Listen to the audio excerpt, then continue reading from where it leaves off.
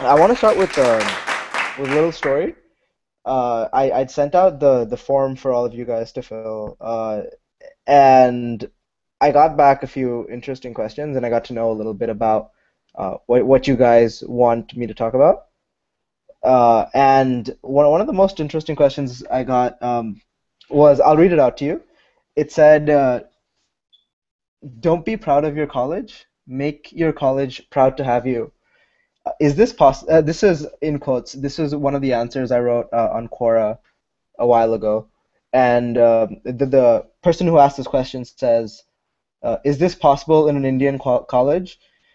Contrary to your Quora answer, guys with less or absolutely no experience in competitive programming were amongst the best to get an internship at companies like Amazon and Microsoft, along with the best coders. Am I missing something? So this is the whole question. And so let me tell you a story about a little bit about this. When I was, I'm a master student in college now. I'm finishing off, and I'll tell you more about that later. But when I was in my second year, we had this big class, very important class at Cornell called 3110. It's a class on functional programming. It's one of the hardest CS classes that we have to take. And we work in groups for the programming assignments. And so I was working in a group of four people. There was me. There was this Chinese guy who was a good friend of mine. There was a Chinese girl who was also a good friend of mine, and then there was also a white girl.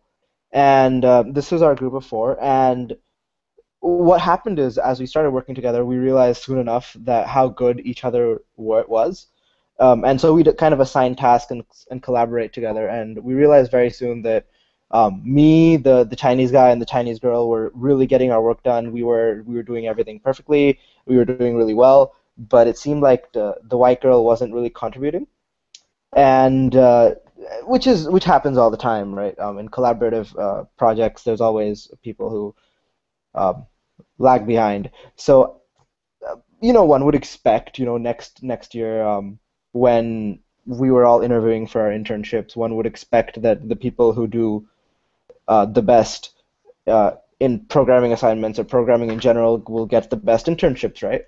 Uh, so when next summer did come around, it turned out that I was lucky. I got Google. Um, the Chinese guy was not so lucky. He was probably better than me, I would say, as a coder at that point. But he was just a bad interviewer, so he didn't get any company. He didn't get an internship in a second year, which is fine. He didn't get an internship. The Chinese girl um, did get an internship, but she worked at some data analytics firm in Philadelphia. It wasn't a great internship. It was a decent company, but it wasn't great. But what'll blow your mind is the white girl we were with. She got into WhatsApp. She worked at WhatsApp that year, and it was incredible because having worked with her, we realized that that she clearly does not have the same kind of skills you need to write any code. So the moral, I guess, of this little story is, I often will say something on maybe on Quora, or if anyone asks me for advice, I'll tell you that you know do competitive programming, and it might help you in your interviews, or do a lot of side projects. That'll definitely help in your interviews. And I'm not lying when I say those things. Those things are true. It's just that um, welcome to like a little thing called like life, right? In life, not everything is fair, and things like this happen all the time. And I just want to preface my talk with that to kind of give you more background about how things work in general. And all my advice should be taken with a grain of salt, and realize that it is the advice that I've learned from doing whatever I've done, but it's not always true because luck comes into play. Anyway, let me introduce myself one more time. I'm Debargo. I go by Deedy, and let's talk about. I'll give you a little talk about what I'm going to talk about today. I sent you guys that form, and you guys all a lot of you responded. I got like 52 responses, and they were very interesting responses. I was kind of interesting to know what you guys are interested in and what you guys are not interested in. Um, and so I will talk about a little more about all of these things, or as much as I can touch on. I'll start with a little bit about me. I'll talk a little bit about working at a big company versus working at a small company. Um, I'll talk a little bit about what I call the Great Indian Dream, education here in America, and a little bit about like general life philosophy that I follow in day-to-day life that helps me um, live. And so let's start. Uh, a little bit about me. You guys picked me to give this talk, and I took some time out to give it, probably because of some of the things I've done, and I'm just going to walk you through briefly about kind of my background. So I was born in Kolkata in a long time ago, 1992, and I lived there for 3 years before I moved to San Jose in California. I lived in San Jose for 7 years. I went to elementary school here, and then after class five, I moved back to Kolkata, and I spent my middle school and high school in Kolkata, and then after I graduated from high school, I was fortunate enough to go to Cornell, and at Cornell is where all the interesting stuff started happening. My life was pretty average and normal up to then, but and I'll talk more about this later. College opened up a lot more opportunities for me to explore different things. And just briefly, as a freshman, I got the opportunity to work on a simulation for a project team. And that project team makes satellites, and that satellite was actually launching this year. So I got to work on writing a simulation for a satellite that's actually going to space, which is really, really cool. And then I also worked on a phonetics project, a linguistics project called QuickTongue, where I made a tongue-controlled game. Somewhere in my first and second year, between my first and second year summer, I did a startup, I did some research, and I took some classes. It was a very stressful summer, yeah, worked really hard. Come second year, I started contributing to an open source project called Fabricator. I don't know how many of you have heard of Fabricator, but it's a open source software engineering tool that came out of Facebook. It's used for amongst many things, just writing code and doing code reviews and commenting and iteration on that.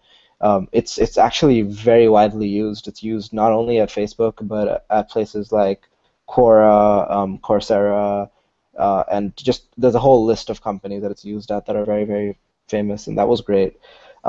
After my second year, I got the big break at Google. Um, Google was an interesting experience, which I will tell you about later too.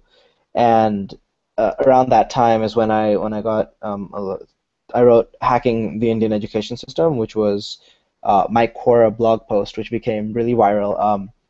It was about, in general, some of the stuff that I did to scrape the board results, and I wrote a blog post about that, and some newspapers covered me, so that was pretty cool.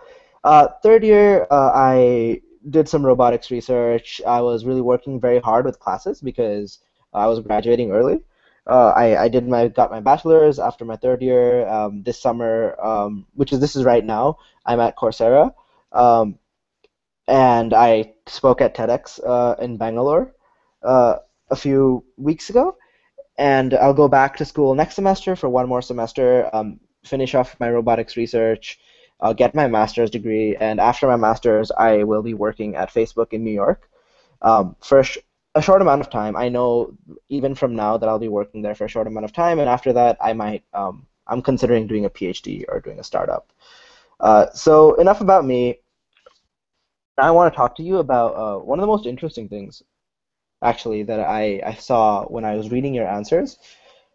It struck me as strange how out of all your answers, 63% of you wanted to know about working at Google.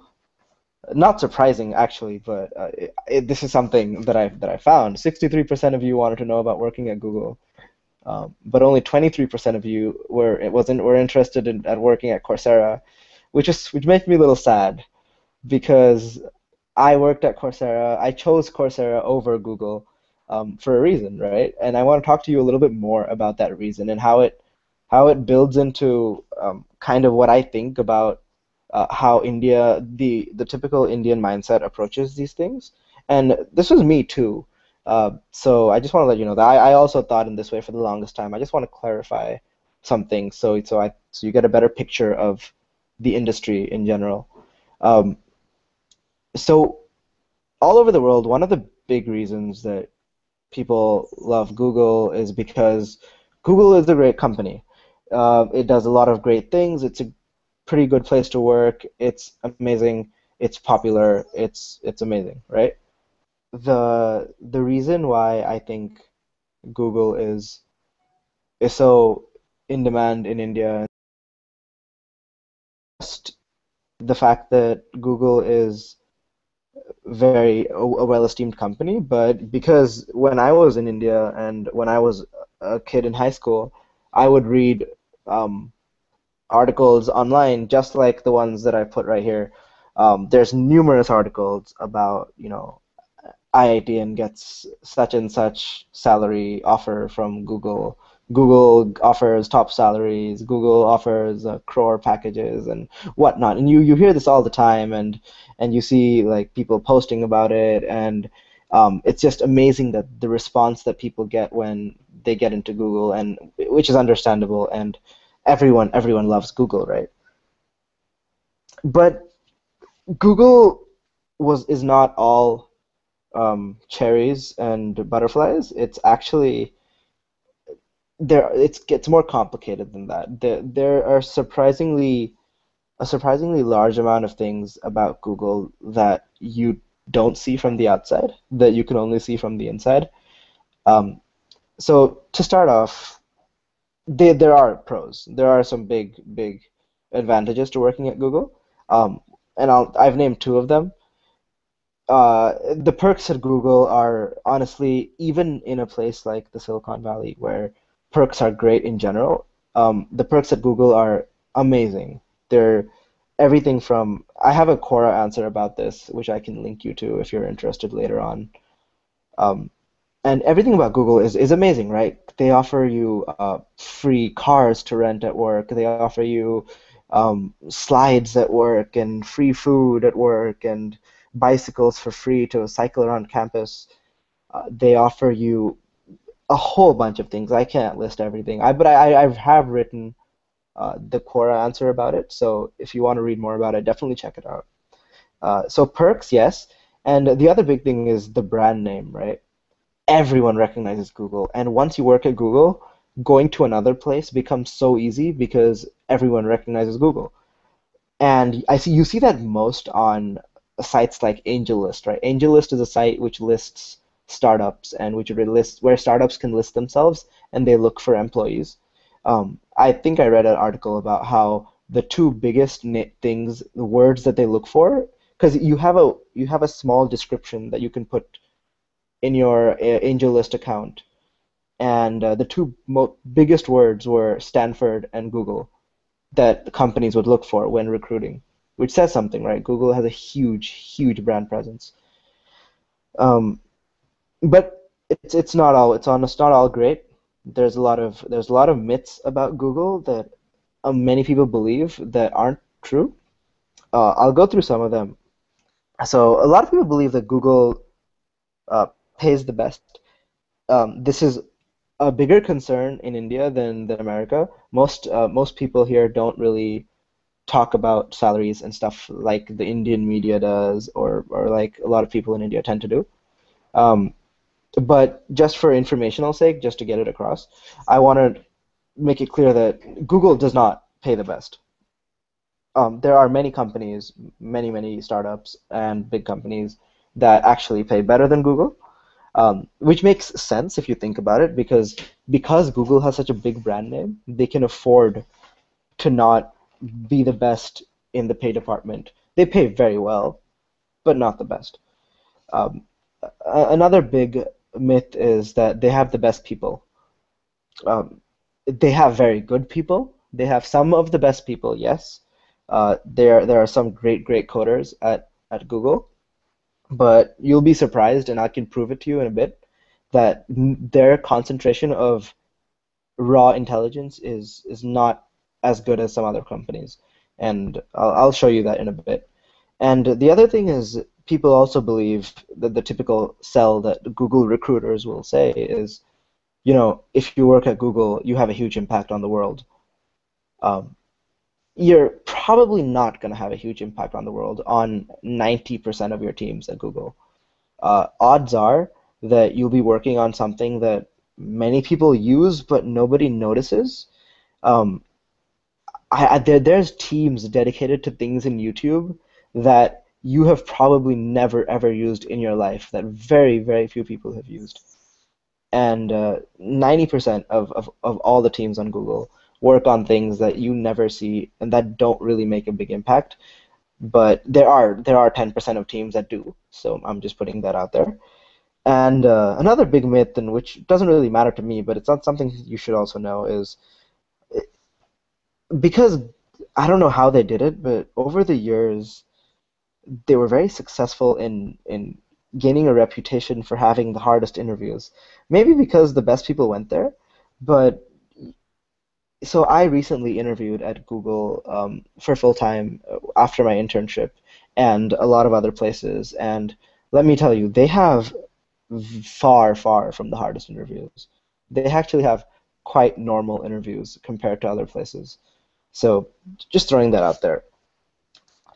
Um, so I was kind of sad that all of you wanted to know about Google and not about Coursera, because after I interned at Google, they gave me an offer to come back full time and to come back and intern again.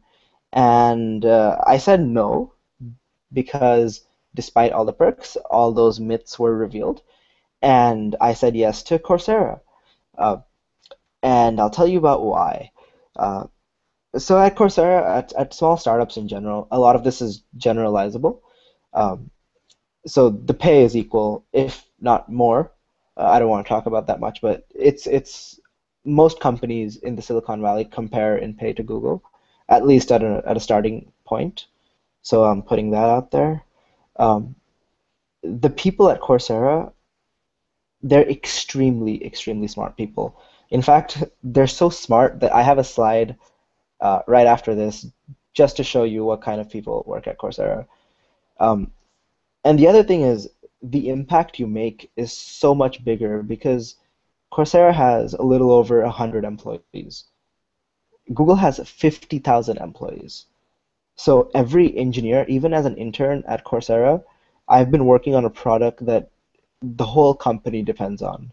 So it feels really good as an engineer to have my work actually make an impact. And that's a big issue for me because I don't. It's horrible when you work for months and months on end to know that you made one small little button on some big site. That's not a great feeling.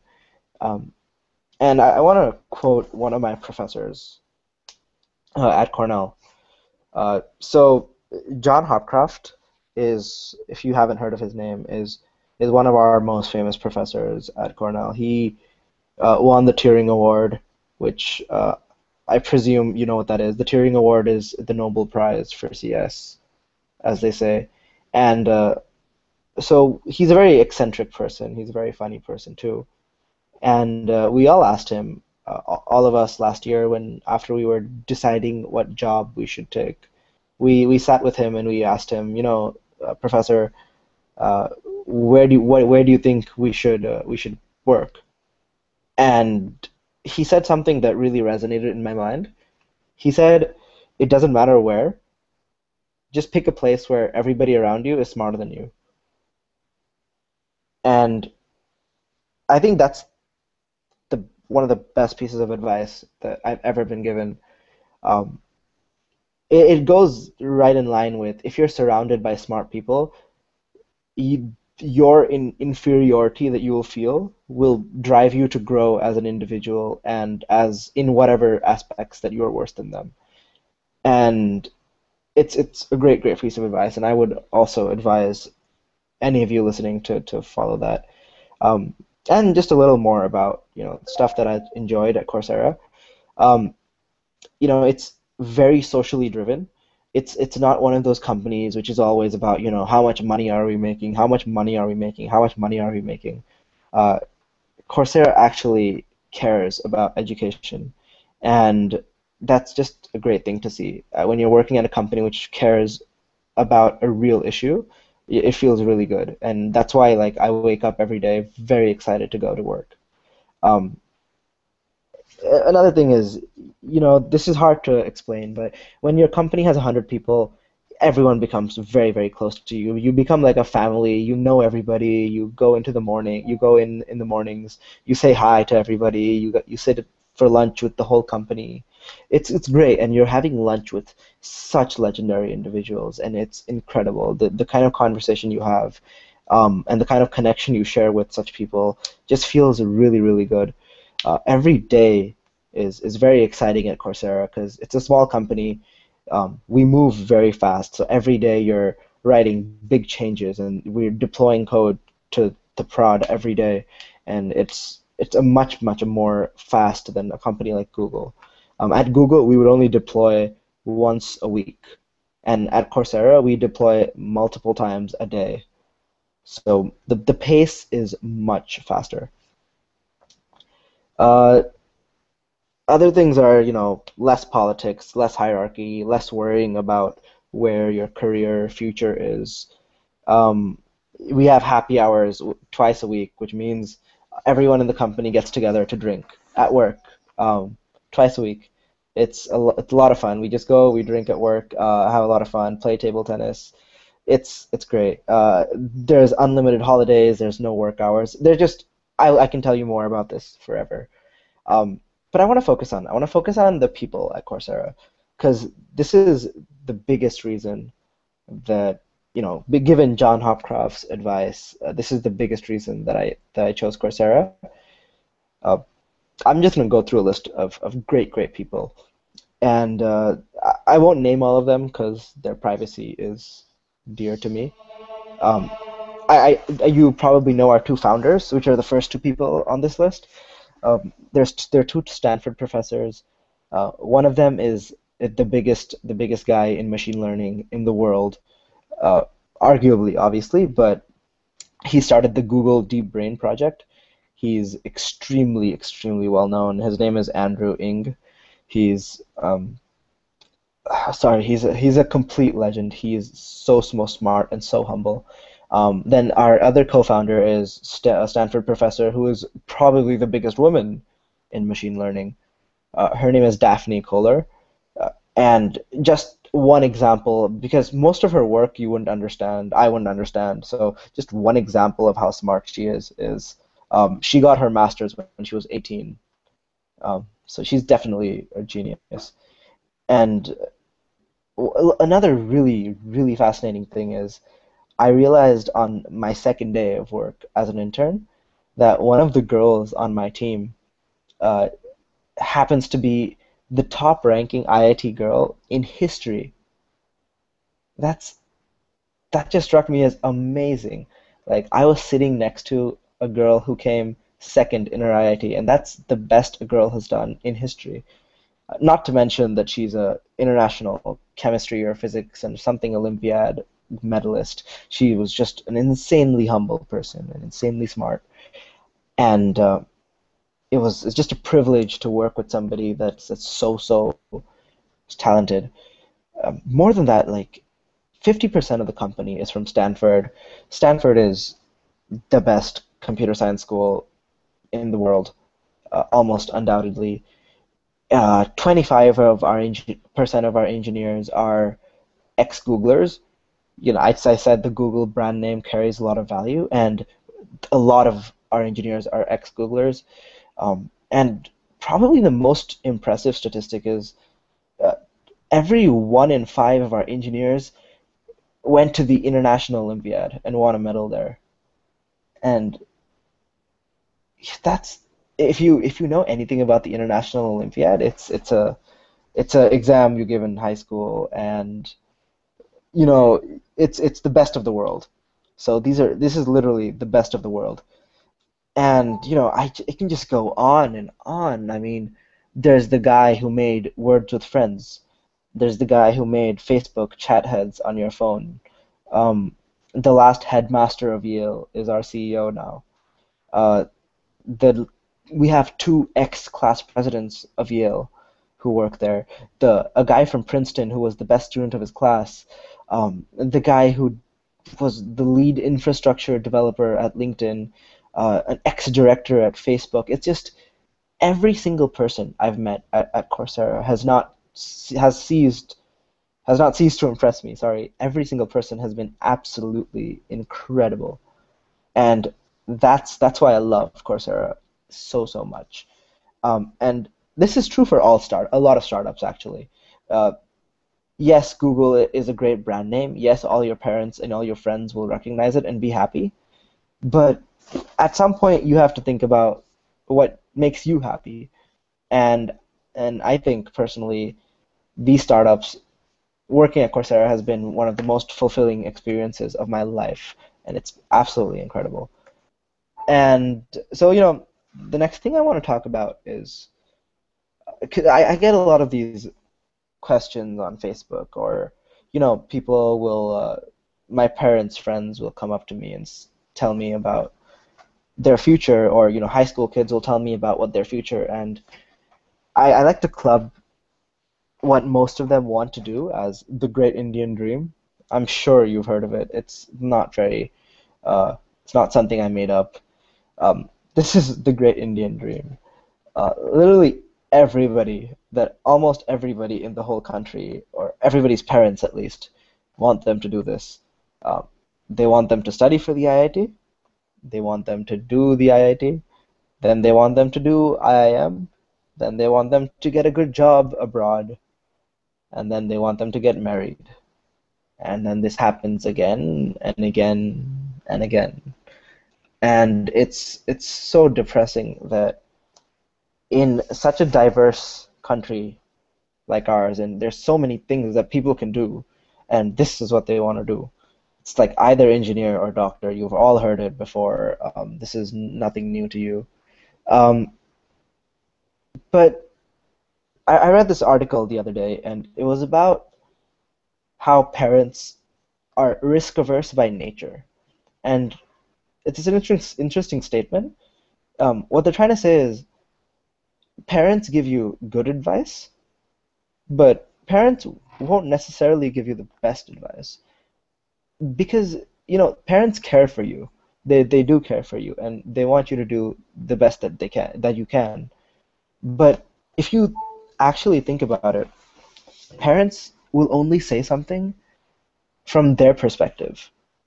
They don't really take into account all the time how you feel about something. It's always, if my son goes to IIT, or my daughter goes to IIT and then IIM and then gets a good job and gets married, I will be happy and their lives will be set. That's what goes on in their mind. If you tell them, Mom, I want to become a photographer, they don't like that, not because they hate photography. They don't like it because your career is not certain, and they like certainty. They don't like risk. And it's interesting to note, because once you digest this fact, you start taking all their advice with a grain of salt. And I think this is something that happened to me at a very early age. I realized that, my parents are not right all the time. They're not, I can't blindly trust them. And that's when I started making my own life decisions. Um, it might come as a surprise to you that my father also wanted me to go to IIT. It took a lot of convincing to tell my dad, Dad, this is not what I want to do. And I want to go abroad because I think the opportunities there are much better than here. And I know that you might have to pay a little more, but this is my dream, and this is kind of my life and not yours. So let's do what I want to do. And in the end, parents, if when your kid is so sure, your parents will listen to you. And I think this is something that you should take into account for the rest of your lives. If you want to do something and you've done your research, your parents might be against it and you might be scared shitless of your parents. And that happens to all of us. But if you just plant the seed in their head and let them know that you know what you're doing, eventually even the strongest of parents will cave. Um, and so we have this great engineering dream. We have all these parental problems, all these things that parents ask us to do. But then the obvious question is, what are our options? And I'll give this slide has a lot of text, and I'll tell you a little bit about what I'm saying. Given your perspective, you guys are all engineers in college, and I've met many people, I don't know whether you fall into this category or not, who are also engineers in India. A lot of my friends are engineers in India, in college, and they have no idea what the possibilities are. They've never done the research of what can I do after this. To them, it's just, oh, everyone around me wants a job that pays well. I should also want a job that pays well. It's a very flock mindset. A lot of my friends will ask me, well, Deedy, what are the options that I have? What can I do in my life with my life now that I'm an engineer in college? And there's a degree of things you can do. And I like to list four broad main things that you can do. Um, the first thing, let's just start with other. You can do something completely unrelated to engineering. There's so many examples of this. I cannot recommend any. Uh, I don't know how to advise you on that, but even if you're an engineer, if you hate your life, if you hate what you do, please don't be an engineer because you're not going to help yourself. You might make your parents a little happy for some amount of time, but in the long run, you'll just be bitter. And I know this sounds cliche, but if you really know that you really don't like engineering, just do something else. And there's a ton of things you can do, and it's really hard to do them, but do something else. Um, the second thing is something that I have very controversial, strong feelings against, and that is business. Uh, my dad, so a little background. My dad is a workaholic. He works both at IBM as well as does his own business on the side. And ever since I went to Cornell, I went abroad, his next big idea for me was, Didi, you should do an MBA.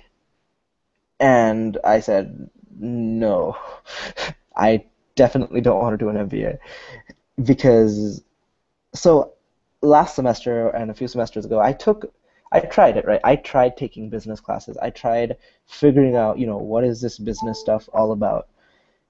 And I realized, I'm a hardcore engineer. I love solving problems. And the study of how to scam people to get money, which is my perception of business, is not something very appealing. Because in all the business classes that I took at a place like Cornell, what I felt was it's all about, how do you make money? How do you make money? How do you make money? And it's not something that appeals to me at all. Um, and if it appeals to you, then do it. I'm not stopping you. I don't want to impose on your uh, big monetary desires in the future, but I wouldn't recommend it. Uh, the next thing is a big topic, right? The next thing is the industry. And it kind of falls in a lot of areas that I can't fully cover. There's so many things as an engineer. And let me be particular to computer science because that's my background. Even in computer science, there's so many things you can do that I don't want to list all of them right now and then tell you the pros and cons of each, but I kind of did that to myself when I was choosing a job. But what I can tell you is, so most people in India will say, you know, either I'll get a job here, I'll make a good salary, or I'll go do my master's abroad, and I'll get a job there, and I'll make a better salary. And that's the thought process. And maybe they say, I want to get a job at a great company. And by great company, like I said before, they mean a company my parents and my family have heard of. And that's not the definition of a great company, because and don't hate me for saying this, but I don't think I would ever work at a place like Microsoft, because most of the teams there don't do much anymore. So, you know, it's about the work you do, not about the company you make. So when you do go into the industry, it is not an easy concept to digest, but just don't do something for the money. It's it's just a bad path to go along. Doing something for money is a bad idea. The industry is also comes with its pros and cons, and I'm still currently myself debating between the industry and research. Um, in the industry, most typically, you don't have to be very smart. Let's be honest, like most of the people in the industry are very average CS people. You will make a good amount of money if you do well. You will have a great life. Usually won't have to really suffer or struggle for anything. You'll probably have a good wife and a good car, a good house. Life will be very nice. Um, but you won't be big. It's very hard to be a big person in the industry. I mean, we all like looking at Satya Nadella and going, wow, this is a great story, and I can be like him. But the odds are stacked against you. It's very, very hard and a very long process to be someone big in the industry. And the other thing is, I personally feel that it's horrible that the industry in the industry you will be working for the same person or for the same place, like for somebody else for the rest of your life. And that's something that is it's hard for me to digest. Like it's just how could I spend my entire life working for somebody else? And the last thing is interesting. The last thing is research. A lot of you had asked me questions about research on email or on the question form, and that's great because most people I know in doing engineering lean towards the industry as opposed to research. Research is interesting. Usually the line of trajectory that you'd go is do a PhD and then work at a research company or be a professor. And it's a very hard thing to do. The reason it's hard is if you look at researchers, if you look at PhD students or professors at different places, or like actually Google them and then read their resume, you will realize that these people are some of the most smart people you have ever met. I'm talking about people who were the best in their high school, went like I don't know, ranked in the top 100 for CS at least, ranked in the top 100 at IIT, went to IIT, gold medalist at IIT, went to Cornell or Stanford, got a 4.0 GPA there, did all these publications. After he was one of the best, PhD student programs are hard. After he struggled through his PhD program, he actually became a professor. And to be a professor after your PhD, you have to be the best of the best of that. So it's just a sequence of hard things. And so in the end, you end up with a really, really smart person. And he's not even famous. Nobody knows about him. Nobody cares about him. He's not rich. And that's something that you'll have to deal with if you want to go into research. And it's hard. And but the on the positive side, it is very fulfilling. Yeah, it's something where you realize that you're making a big impact to society, even though nobody else kind of recognizes it. Uh, and one example I like to use is, uh, when everybody thinks of Apple products, when everybody thinks of an iPad or an iPhone, everyone thinks Steve Jobs. Steve Jobs made the iPhone. Steve Jobs didn't make the iPhone.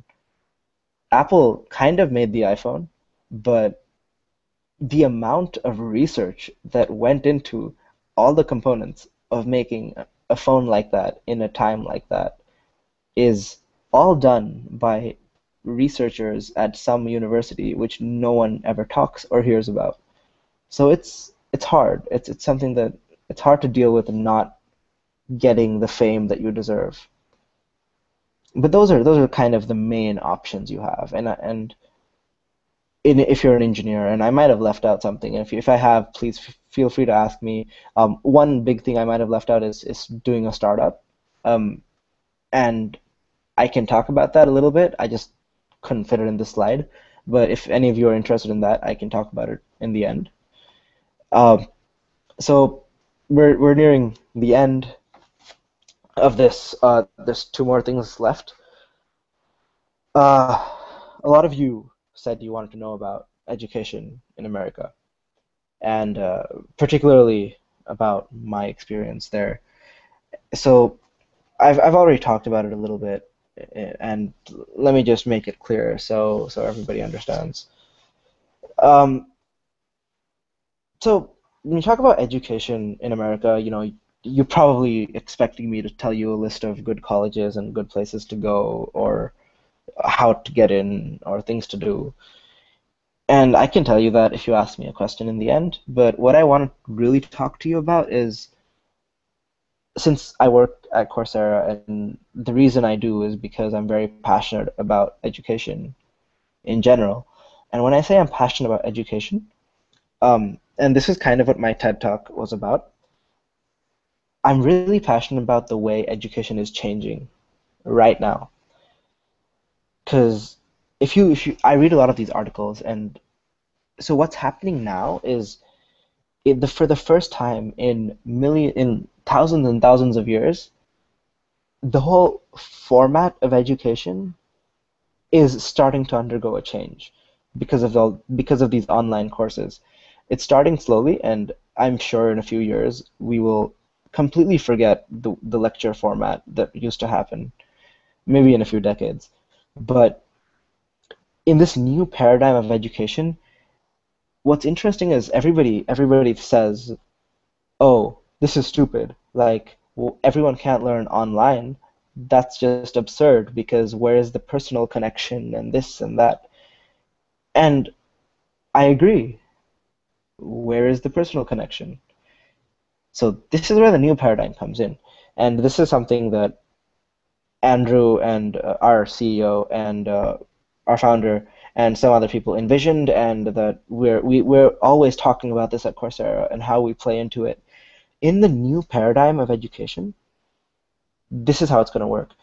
You're going to go home, you're going to take classes online, learn things. After you learn these things, you go back to class, having learned these things, and then with all your peers and all your very smart professors, you talk about them and you debate them and you discuss them, and then you collaboratively build something using these ideas. Because that's what education is about. Education is not about go back home, go to class, have somebody talk to you for 40 minutes, go back home, remember that for the next rest of the semester, go back to class, regurgitate all of that in your exam, and then forget. That's how we do it now, and it sucks. This is how we want to do it in the future. And we've tried this, and there's a couple of projects that I can show you, and this is actually working, and it's a big deal. But how does this apply to you guys, or any of us? How it does apply is, in my personal experience at Cornell, you'd be very surprised that I never went to any lectures. I go to lectures maybe once or twice a week in the few classes that need attendance, but otherwise I never go to lecture. So, my GPA is fine. I'm doing well in college, mind you. It's just that lectures are not meaningful to me. I can study the same thing at my own pace and do it better than can be taught in the lecture. And then all I really need from the class is the assignments, and I love talking to professors, and I love talking to other TAs or uh, the other students and learn from them and grow. So, and it's not just me alone. I'm not special. A lot of people don't go to lectures, which brings me to an interesting point. Why am I going to Cornell if I don't get anything from the education at Cornell? And to talk about this, there's a few things. The campus is awesome. That's a big thing. Cornell is like a it's like a I don't know, it's like a wonderland. It's a great campus. I love it. It's so conducive to studying and to learning because you don't care about anything else going on in the world. All you care about is the few people who are also studying around you, and it's just a great environment. The next reason is professors. Like I said, in that paradigm, professors are crucial because professors know so much. They have so much knowledge to give, and they waste that knowledge because all professors do is go to class, say something to you that they've said 40 times before to other people, and then go back home. And that's not a good, and they do research on the side, but that's not a good use of their time when they can be imparting all this great knowledge they've picked up by discussing these subjects with you interactively. Um, and then, obviously, and this is an unfortunate way that society works, and it'll change in the future, the brand name of a college is big. That's why I go to Cornell and not some other college, because it has a big brand name. It matters when I apply to some company. They actually look at my resume. Um, and also the peers. The peers, when you go to an institution where everybody is smart, like in NIT, I'm sure everybody is so, so smart. You develop, just like John Hopcroft said, you develop from the environment around you. And at Cornell, I've had so many smart people around me, and I think that's been a key role, played a key role in my own development and in the side projects I do. And the last kind of thing is there's so much freedom, and I'll talk a little bit more about this later, but here, I'll talk a bit more about this here. This is, sorry, I can't design the best of slides. This is Three Idiots, people. Um, so in India, this is just I want to highlight the differences between how things work in India and how things work abroad to kind of give you a sense of why everyone is so excited about going abroad. Why is education in America such a big deal? And it's not because it necessarily has smarter people. That has nothing to do with it. But so for an Indian student, typically you'll go abroad to do your masters. And when they do go abroad to do their masters, they tend to stay in their comfort zone. They'll always hang around with other Indians. They'll cook their Indian food, and this is great. I have no problems in cooking Indian food. I love cooking Indian food and hanging around with Indian people. But the flip side is, you know, and I don't expect a lot of engineers to understand this, and because it's something that I took a long time to understand. But there's so much that I developed by going out of my comfort zone. Not hanging out with Indians, not hanging out with people I was comfortable with, hanging out with, gay people, hanging out with blonde girls, hanging out with people who are completely different from me in every way. And this has nothing to do with computer science, but it makes a huge difference in your individual personality because you grow when you are with people who are different from you, who think differently, who look differently, who have different religious affiliation. It's just so amazing to be in that environment and to learn about these people that you really grow as a person. And I think that's the most important thing in the world. So I encourage, and this is the worst thing about India, because yes, we're very diverse and we have a lot of people, but we have a lot in common as well. And I don't think we get that same exposure in India that you get abroad. And moving on, and another big thing is, you know, you're so grade oriented. Indian students are always so grade oriented, whereas, me. in my undergrad, yeah, sure, I cared about my GPA, but I never really, I knew that if I got a bad GPA, it would never affect my job, my career. In India, you can't even say that. Um, and so the other things are, you know, you're always, like I said, your parents have brought you up, have brought me up with this mindset that it's always about going to a big company. It's about the brand. It's about making money, and your parents want you to settle down with a wife from and be from a good college and make a lot of money. That's their dream, but that's not your dream. That should not be your dream. Your dream should be, and I think I've somewhat, and my peers at Cornell also think like this, is to always keep achieving and learning and doing new things. Every time, like if I had stopped, if I if I was very satisfied after interning at Google, I would have just stayed there. Wouldn't be able to grow past it. Um, so I always encourage anybody who I talk to it's not about you never should never be satisfied with yourself. Always try to grow and see what options are better and what you can do that is better from what you do now. And the biggest thing, and this is something we were told at Coursera all the time, and it's something that really, really is the closest thing to my heart. Never stop learning. All of us, a lot of people at least, in India, abroad, everywhere, have this mindset that I will go to college, I will get a job. When I get a job, I will stop to learn. I will just work, work, work, and make money and be happy. That's not that's not what life is to me. I think that even after you graduate, you should always be learning, whether it be from the newspaper, whether it be from reading articles about different things, whether it be from reading books, whether it be in engineering or non-engineering.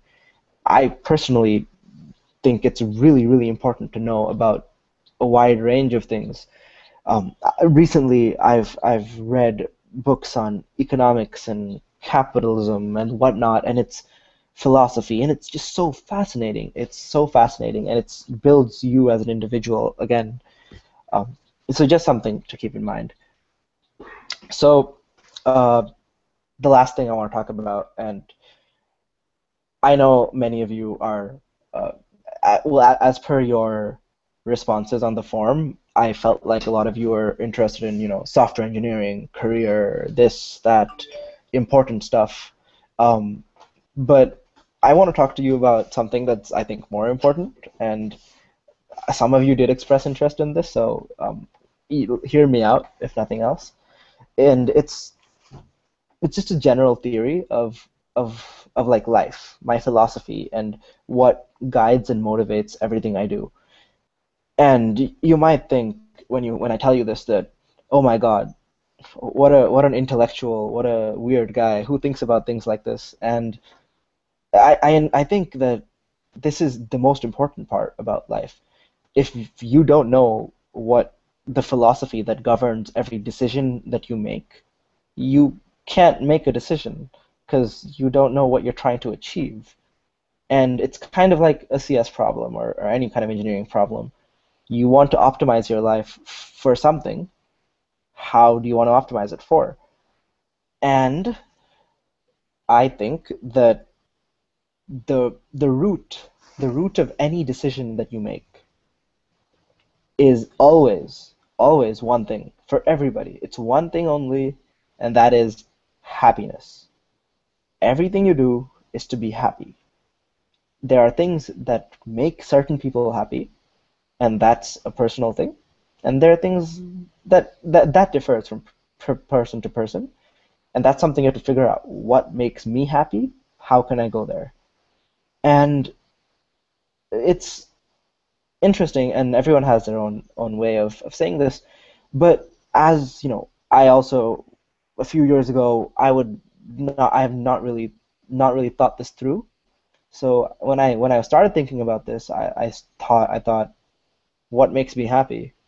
Well, when other people say good things about me, that makes me happy. And I lived life pretty okay. like that.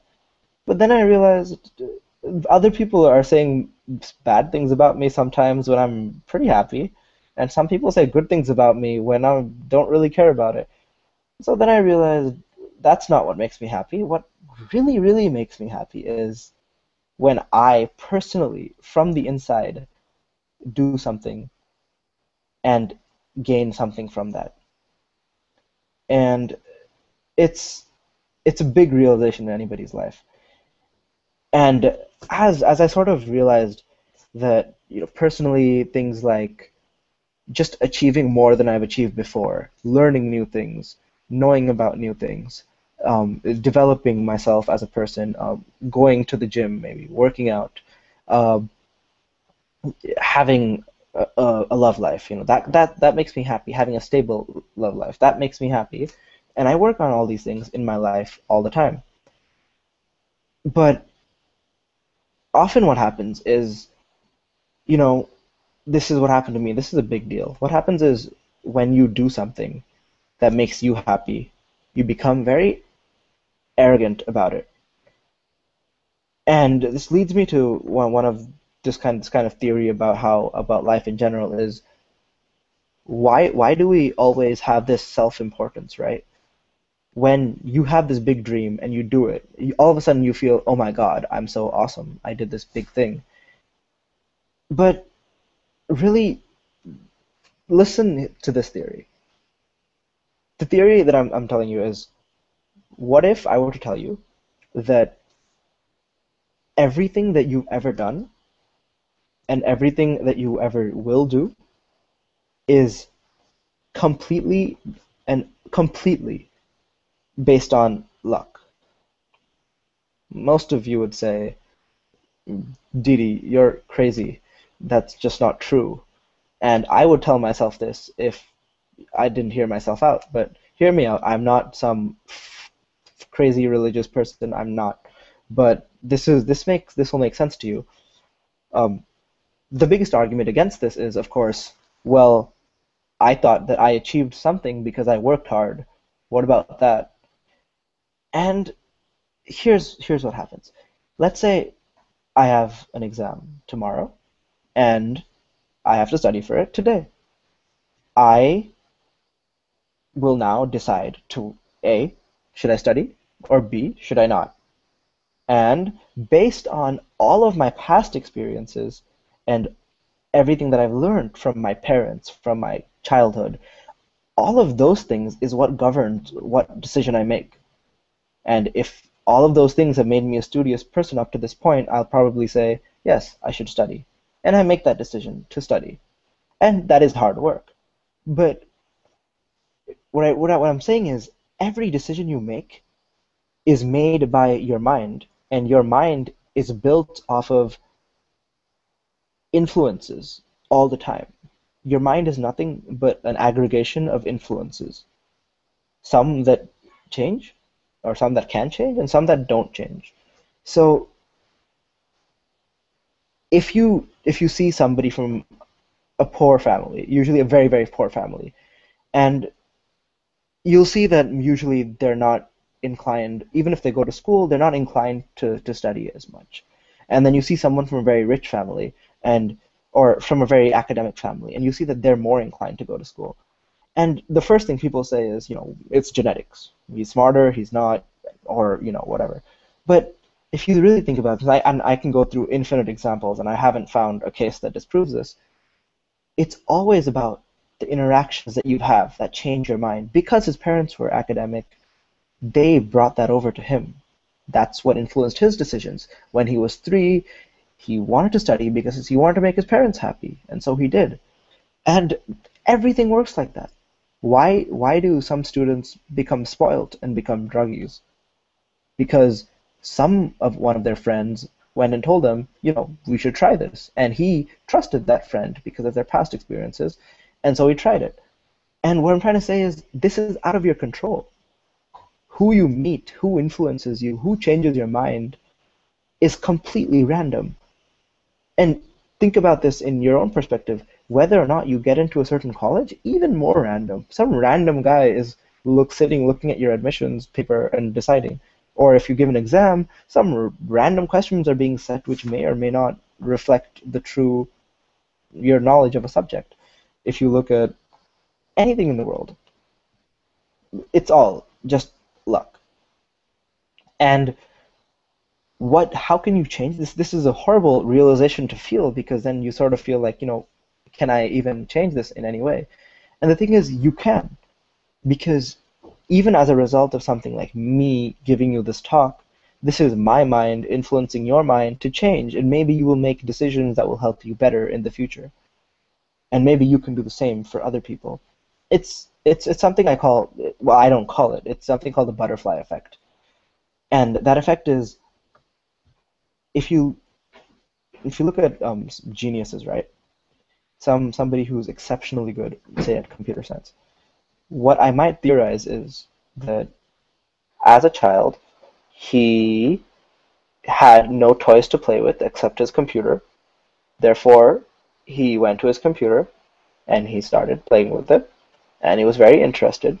And then the internet came on, and then he decided to click on the first link in Google that he wanted to click on, and it goes to a programming language site. And so he decides to read it. And then he decides to read it some more because it's interesting. And in the future, because of this random incident, it turns out that he gets very interested in this, and then he decides to learn more about it. And before you know it, he's a genius. So that's something called the butterfly effect, when certain small things in your past has an unknown big effect on your future. And I'll just give you one more example. This is one I spoke about at the TED Talk as well. If you give a subjective exam, right? If you give an exam where you have to write answers to questions, it goes to your teacher. Let's say your teacher had a bad day this morning and it rained and he didn't get his umbrella because of X and Y and a whole bunch of reasons. But he didn't get his umbrella. He got into work. He was very pissed off.